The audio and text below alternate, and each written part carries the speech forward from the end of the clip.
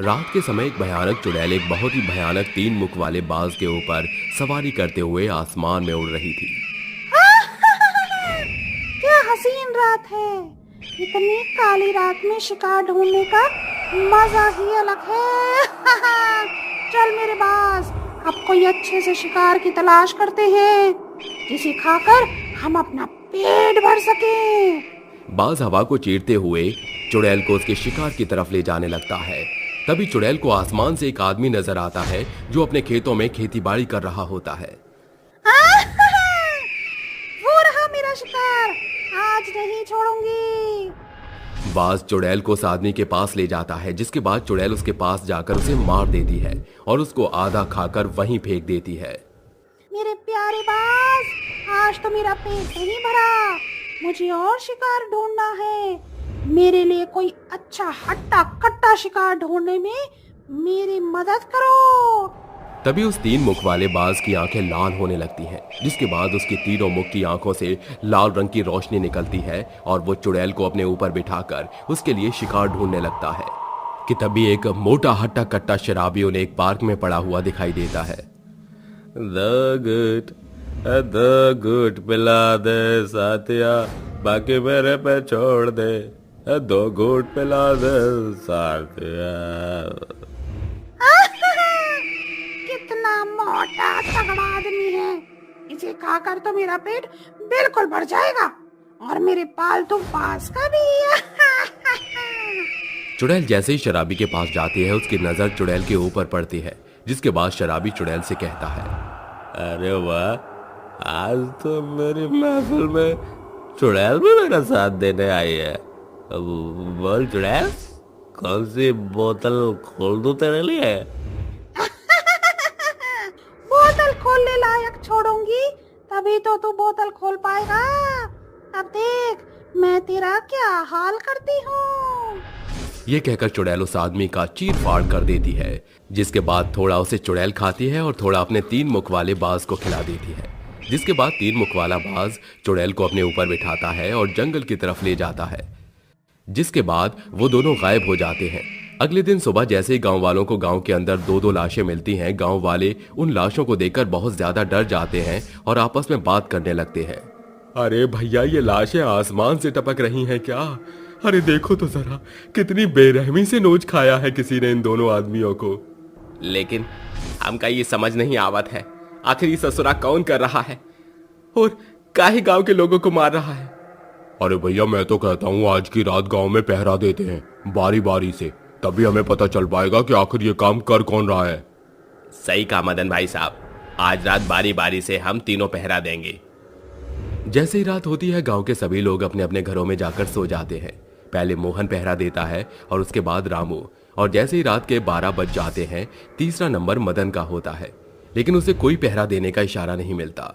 फिर भी मदन अपना फर्ज अदा करने के लिए गांव में पहरा देने लगता है कि तभी उसे 2 झोपड़ियों के पीछे से अजीब सी आवाज आने लगती है। अरे ये आवाज कैसी है? मुझे पीछे जाकर देखना चाहिए।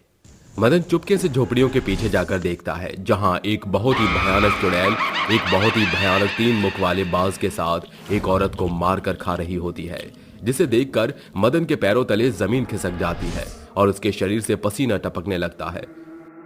अरे ये कौन सी बला आ गई हमारे गांव में? अरे ये कोई बला नहीं, ये तो पूरे गांव का खात्मा है। आप क्या करूं, कहीं ये चुड़ैल और इसका भूतिया बाज मुझे देख न ले। मदन किसी तरह वहां से जाकर छुप जाता है और कुछ ही देर में चुड़ैल अपने 3 मुख वाले भूतिया बाज के ऊपर बैठकर आसमान में गायब हो जाती है। जिसके बाद अगले दिन सुबह मदन गांव के सभी लोगों को इकट्ठा करता है और उन्हें रात को हुई पूरी घटना के बारे में बताता है। अरे हमका तो कुछ समझ नहीं आ रहा, वो बहुत ही भयानक चुड़ैल है। हमें लागत है वो चुड़ैल हमने कब्जे में कभी नहीं आएगी।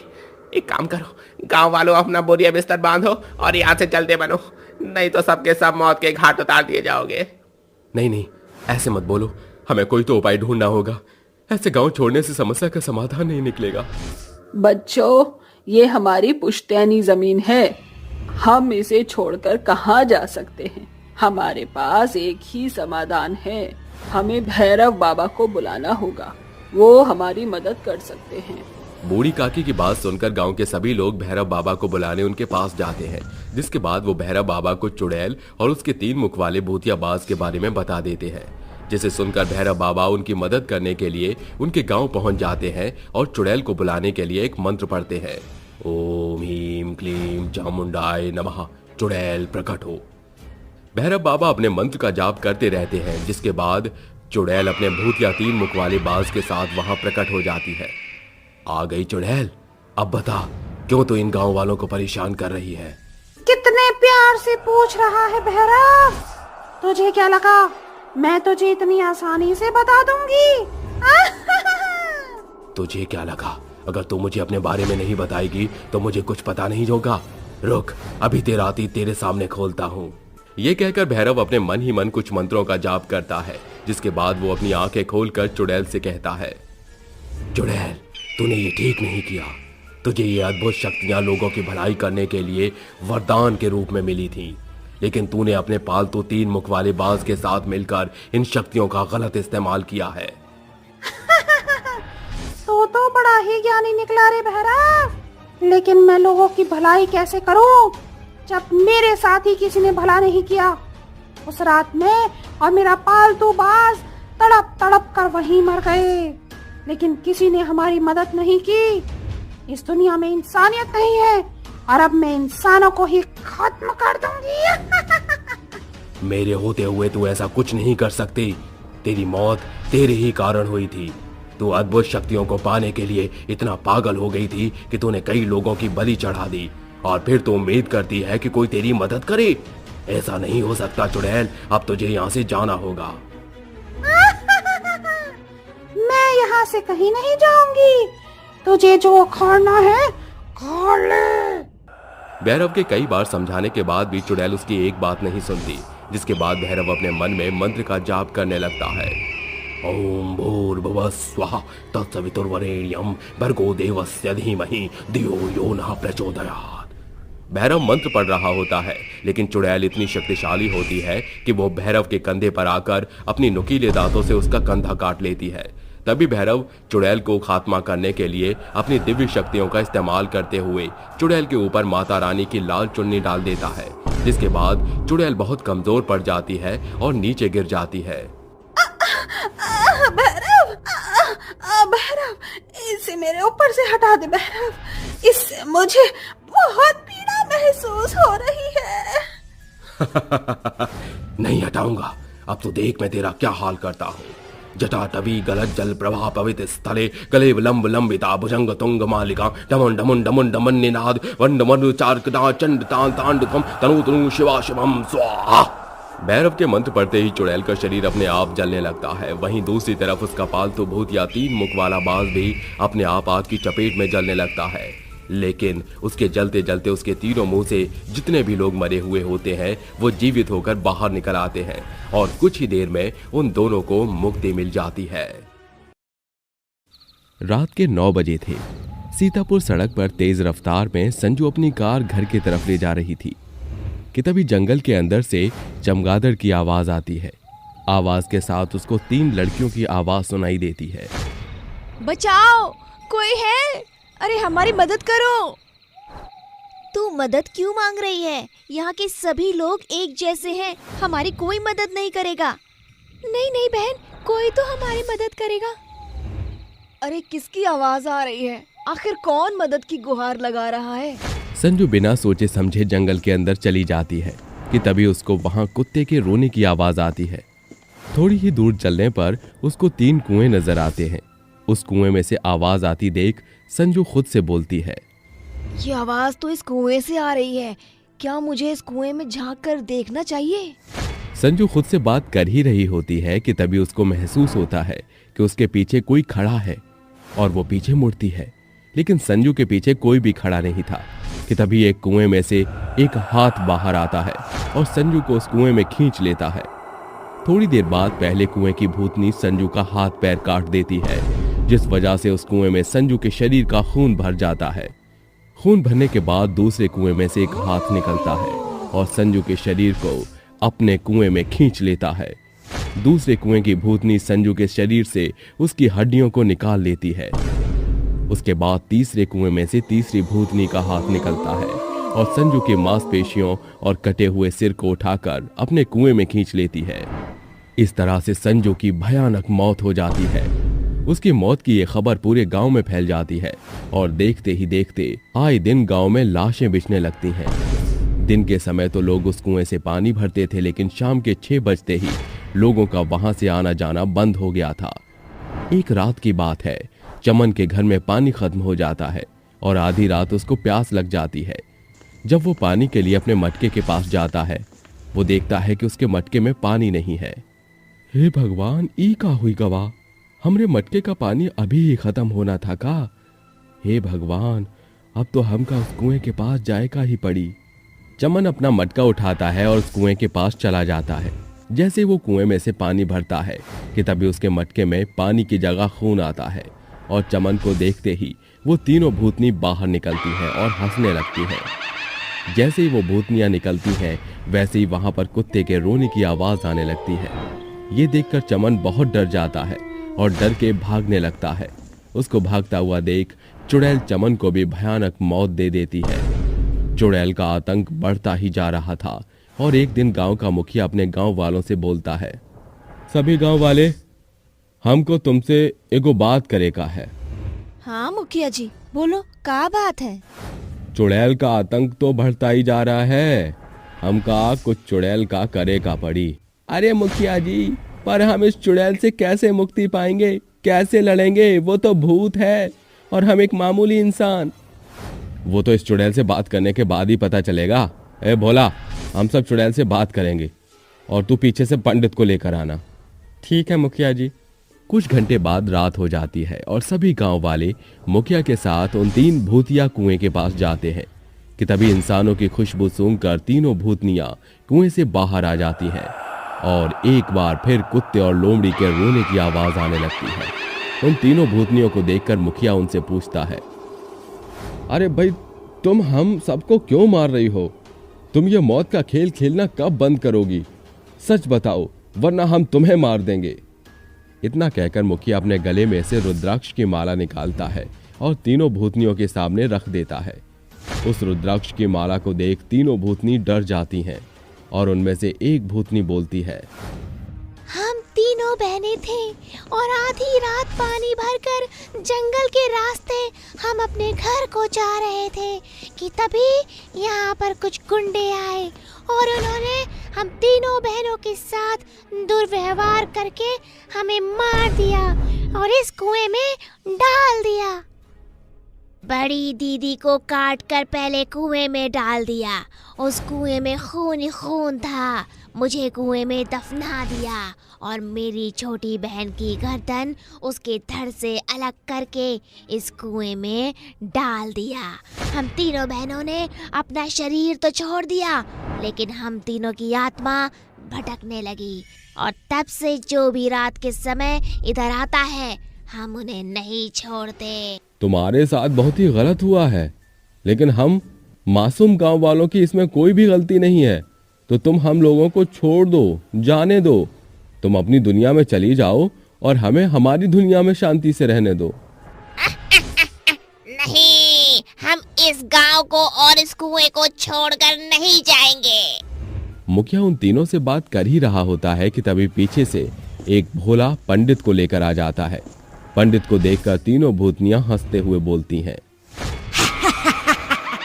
खूनी बहन, देखो तो ये आदमी पंडित को लेकर आया है। कंकाल बहन, तुम चिंता मत करो, हम इस पंडित को नहीं छोड़ेंगे। इसका कंकाल तुम रख लेना, इसका खून मैं रख लूंगी और इसके शरीर का मांस सरकटी बहन रख लेगी। इतना कहते ही सिर कटी भूतनी एक आदमी को हवा में उड़ा देती है और उसका सिर धड़ से अलग कर देती है। जैसे ही उस आदमी की मौत होती है, भूतनी आदमी को खाने लगती है। ये देखकर पंडित को गुस्सा आ जाता है और पंडित गुस्से में उन तीनों के ऊपर गंगा जल छिड़क देता है। जैसे ही वो गंगा जल भूतनियों के ऊपर जाता है कि तभी भूतनियां दर्द में चिल्लाने लगती हैं और छटपटाते हुए तीनों भूतनी कुएं से बाहर निकल जाती हैं। जैसे ये तीनों भूतनी कुएं से बाहर आती हैं कि तभी गांव का मुखिया और बाकी 2 लोग उस कुएं में मिट्टी का तेल डालकर आग लगा देते हैं। उस कुएं के जलने के साथ साथ वो तीनों भूतनी भी जलकर मर जाती हैं और इस तरह उस गांव को उन भूतनियों से छुटकारा मिल जाता है और सभी गांव वाले खुशी खुशी रहने लगते हैं। रात का खौफनाक सन्नाटा चारों ओर फैला हुआ था। जहां सारी दुनिया अपने अपने घरों में गहरी नींद सो रही थी, तो वहीं दूसरी तरफ नरक लोक में रहने वाली भयानक सूरत वाली चुड़ैल चुगलखोर औरतों की तरह झुंड बनाकर बैठी हुई एक दूसरे की चुगलियां कर रही थी। जहां शांति कहती है, अरे क्या हो गया? तुम सारी चुड़ैलों ने अचानक ऐसे चुप्पी क्यों साध ली है? अरे ओ ककालों की मेनका, वैसे तो तेरे उल्टे पैरों के घुंघरू रखना बंद नहीं होते, फिर आज तू मूरत बनकर क्यों बैठी है? मुझे तो जैसी बड़बोली चुड़ैल की तरह दिन भर चपड़ा करना पसंद नहीं है। मानती हूँ कि हम चुड़ैल हैं, इसका मतलब ये नहीं कि दिन भर तेरे जैसे भोंपू की तरह बजते रहे। मेनका एकदम सही कह रही हैं। भले ही इस चुड़ैल का नाम शांति है, पर इसके रहते कभी भी हम चुड़ैलों की दुनिया में शांति तो रहती ही नहीं। अरे तो मेनका भी कौन सी खून की धुली है? अब देखो, तब इस नरक लोक में 206 हड्डियां वाले कंकालों के आगे झूम झूम कर अपने जलवे दिखाती रहती है। इस तरह नरक लोक की सभी चुड़ैलें औरतों की नाई एक दूसरे की चुगली कर रही थी। जिसके बाद कुमकुम चुड़ैल कहती है, अरे कैसी चुड़ैल हो तुम सब? क्या जिंदा औरतों की तरह एक दूसरे की चुगली कर रही हो? कुमकुम चुड़ैल की बात सुनकर सभी चुड़ैलों की टोली वहां से उठकर चली जाती है। जिसके बाद कुमकुम चुड़ैल कहती है, जब देखो तब कचरा कचरा किए रहती हैं। अरे चुड़ैलों की दुनिया नहीं रह गई, इसे भी मच्छी बाजार बनाकर रख दिया है। देखते ही देखते काली भयानक रात की सुबह हो जाती है। सभी चुड़ैल एक साथ नाच गाना करती हैं और अगली रात कुमकुम जैसे ही रुनझुन और शांति के बीच प्यार देखती है तो बोल पड़ती है, अरे एक ही रात में शांति और रुनझुन चुड़ैल में हो रही रावण और राम जैसी घमासान युद्ध अचानक भरत मिलाप में कैसे बदल गया? ये प्यार मुझसे देखा नहीं जा रहा, अभी भड़काती हूँ इन्हें। चुड़ैलों की झुंड में रहने वाली सबसे बुरी चुड़ैल थी कुमकुम चुड़ैल, जो एक चुड़ैल की चुगली पहली वाली से और पहले की चुगली दूसरे से करती थी और सभी के सामने सती की तरह भोली भाली चुड़ैल बनकर रहती। पर असल में वो चुड़ैल मंथरा का ही दूसरा अवतार थी। दोनों चुड़ैलों में बातें चल ही रही होती हैं कि तभी कुमकुम चुड़ैल उनके पास आकर कहती है, अरे गजब हो गया। मेरे कानों ने जब से उस चुगलखोर चुड़ैल की बात सुनी है, मेरे तो कान फटने को तैयार हो रहे हैं। अरे ऐसा भी क्या गजब हो गया जब तू अपने ये चुड़ैल वाली लाल डरावनी आंखों से तेज हुए सी बहा रही है? बात ही ऐसी है, तुझे बता नहीं सकती। ये तो बता कि बात इसके बारे में है कि मेरे बारे में? शांति चुड़ैल के पता है आज मेनका ने इसको क्या बोला? मुझे तो बताने में भी बहुत बुरा लग रहा है। शैतान की कसम, क्या बोला उस मेनका ने मेरे बारे में पता? मैं तो वहाँ से गुजर रही थी, तभी मैंने उन दोनों की बातें सुन ली। मेनका कह रही थी शांति चुड़ैल तो चुड़ैलों की दुनिया में सबसे हपसी और भुक्कड़ चुड़ैल है। उसमें एक बार में दर्जनों इंसान को खाने की शक्ति है। क्या उस सड़ी गली जले रूप वाली बदसूरत चुड़ैल मेनका ने ऐसा कहा? उसका पेट तो खुद ही पहाड़ जैसा है, वो चाहे तो एक बार में पूरे गांव को निकल सकती है। एक चुड़ैल होने के नाते बताना मेरा फर्ज था, पर तुम उस खूंखार चुड़ैल के आगे मेरा नाम मत लेना, वरना वो चुड़ैल कहीं गुस्से में अपने नैनों के आँख से मुझे स्वाहा ना कर दे।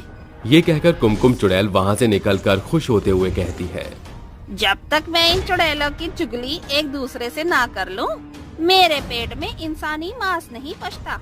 अब बिना इन मूर्ख चुड़ैलों को लड़वाए मेरा मनोरंजन भी तो नहीं होता। ये कहकर चालाक कुमकुम चुड़ैल कविता चुड़ैल के पास जाकर कहती है, कविता चुड़ैल, क्या मैं अंदर आ सकती हूँ?